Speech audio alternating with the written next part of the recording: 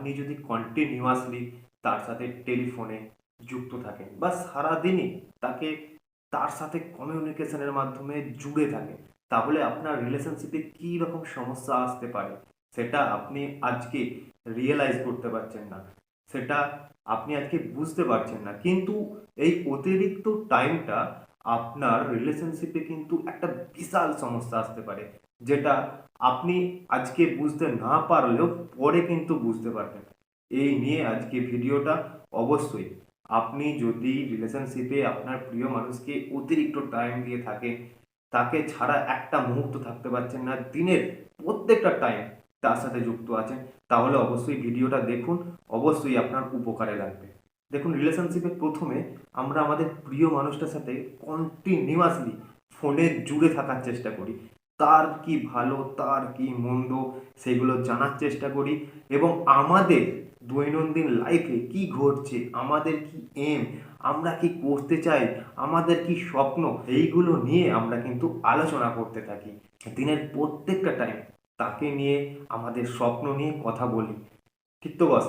রিলেশনশিপের প্রথম 6 মাস সেটা হচ্ছে হানিমুন পিরিয়ড। এই সময় আমরা দুজন দুজনকে চেনার চেষ্টা করি, দুজনকে বোঝার চেষ্টা করি। এই সময় কিন্তু কোনো রকম সমস্যা সৃষ্টি হয় না।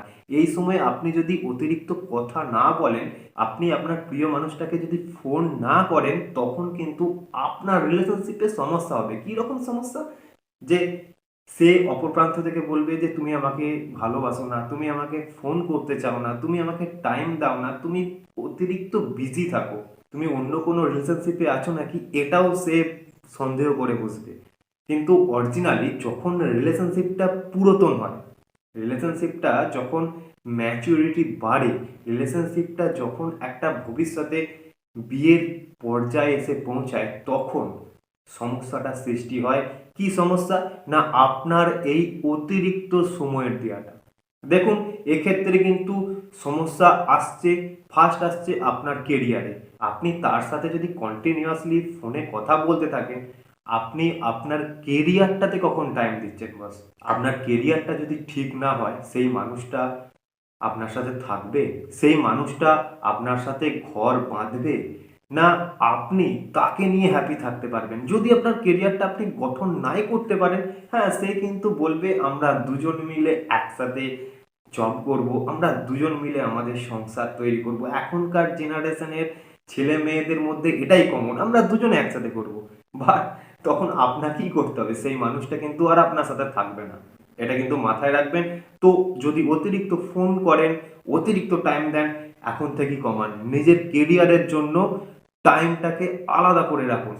আর তার থেকেও বড় সমস্যা সেটা হচ্ছে কি জানেন?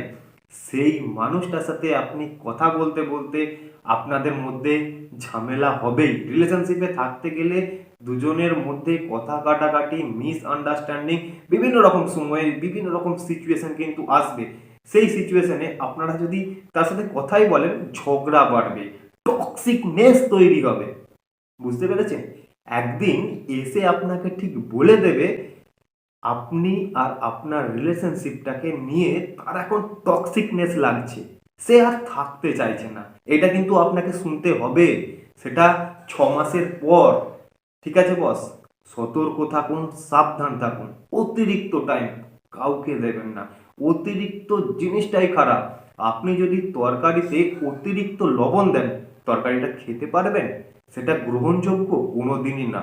তো বস, অতিরিক্ত যেটা করছেন সেটা করবেন না। হ্যাঁ, তাকে বোঝানোর চেষ্টা করুন। আপনার কেরিয়ারের জন্য একটা টাইম সেট করুন, শিডিউল সেট করুন, কথা বলার জন্য একটা টাইম শিডিউল সেট করুন। দুজনের ফাঁকা টাইমে খুব অল্প কথা বলার চেষ্টা করুন। বেশি কথা বলতে গেলে সে আপনার সমস্ত কিছুটাকে অ্যানালিসিস করবে এবং পরে রিয়েলাইজ করবে এ শুধু কথা বলতেই জানে, ভালো খারাপ কথা বলতেই জানে, এ ভালোবাসতে জানে না, দায়িত্ব নিতে জানে না, এ একটা ইমম্যাচুয়ার ছেলে।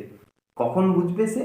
কখন তার মধ্যে এই চিন্তা ভাবনাটা আসবে? যখন আপনাদের হানিমুন পিরিয়ড, মানে প্রথম 6 মাস কেটে যাবে, তারপর তার মাথায় এই চিন্তা ভাবনাটা আসবে। সে নিজেকে এমনভাবে শো আপ করবে যেন আপনি তার যোগ্যই না, আপনি তার যোগ্য ছিলেন না। বুঝতে পেরেছেন? নিজেকে এই রকম জায়গায় দেখার আগে পরিবর্তন হন বস। পরিবর্তন হতে লাগে। সবাই রিয়েলাইজ করতে পারে না। কেন রিয়েলাইজ করতে পারে না? না সেই ভালোবাসার মানুষটার সাথে সে কথা বলছে, একটা ভালো টাইম স্পেন্ড করছে, একটা ভালো মুহূর্তের মধ্যে দিয়ে কাটাচ্ছে। ভালো মুহূর্তের সময় কেউ কিন্তু খারাপ মুহূর্ত আসবে সেটা কেউ রিয়েলাইজ করতে পারে না। আর আজকে যেই মানুষটা আপনাকে বলছে সারা জীবন আপনার সাথে থাকবো, আপনার হাত ধরে রাখবে সে, এইসব কথার কিন্তু অতটা গুরুত্ব দেবেন না। এইসব কথা বলতে যতটা টাইম লাগে না, এসব কথা ভুলে যেতেও তার থেকেও কম টাইম লাগে বস। তো সতর্ক থাকুন। রিলেশনশিপে যতটা প্রয়োজন সেই রকমভাবে কথা বলুন, যতটা গুরুত্ব দেওয়ার সেই রকমভাবে দিন। কারোর প্রতি, কারোর মায়ার প্রতি এতটা আসক্ত হয়ে যাবেন না যে সেখান থেকে আপনি কোনোদিন বেরোতে পারবেন না। সেই জায়গায় স্টক হয়ে থেকে যাবেন। এই রকমভাবে নিজেকে তৈরি করবেন না। ভালো থাকুন, সুস্থ থাকুন, ভাবনা চিন্তা দিয়ে কাজ করুন। আর রিলেশনশিপের ক্ষেত্রে নিজের ওপিনিয়নটা দেখুন। নিজে যেখানে রেসপেক্ট পাচ্ছেন সেই সব রিলেশনশিপে নিজেকে নিযুক্ত করুন। যেখানে রেসপেক্ট নেই সেখানে আপনি থাকলে আপনার ক্ষতি, আপনার ফ্যামিলির ক্ষতি, আপনার ফিউচারের ক্ষেত্রে সমস্যা আসতে পারে বস। সতর্ক থাকুন। এখনো বলছি সতর্ক থাকুন। অতিরিক্ত টাইম দেওয়ার কোনো প্রয়োজন নেই। যে ভালোবাসবে সে অল্প টাইম দিলেও আপনার সাথে থাকবে এবং আপনাকে ভালোবাসবে এবং আপনাকে বোঝার চেষ্টা করবে আপনি কেন তাকে টাইম দিচ্ছেন না। অতিরিক্ত টাইম তরকারিতে অতিরিক্ত লবণ দেওয়ার সমতুল্য। একদম অতিরিক্ত টাইম দেবেন না।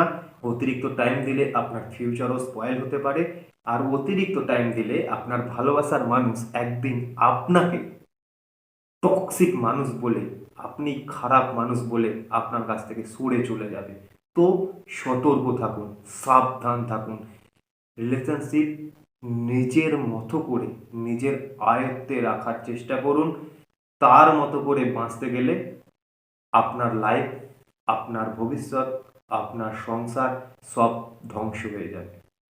রিলেশনশিপটাকে নিজের মতো করে, নিজের কেরিয়ার বাঁচিয়ে, নিজের ফ্যামিলি বাঁচিয়ে রাখার চেষ্টা করুন। কেন না, দিনের শেষে যখন রিলেশনশিপ পুরাতন হয় সেই ভালোবাসার মানুষটা অতিরিক্ত টাইম খুঁজবে না, আপনার কেরিয়ার খুঁজবে, আপনার ভালো ফ্যামিলি খুঁজবে, আপনাকে ভালো মানুষ হিসাবে দেখার চেষ্টা করবে। তো নিজে একটু রিয়েলাইজ করার চেষ্টা করুন। আপনি নিজেই বুঝতে পারবেন আপনার ভালোবাসার মানুষকে ঠিক কতটা টাইম দেওয়ার প্রয়োজন। ভালো থাকুন, সুস্থ থাকুন।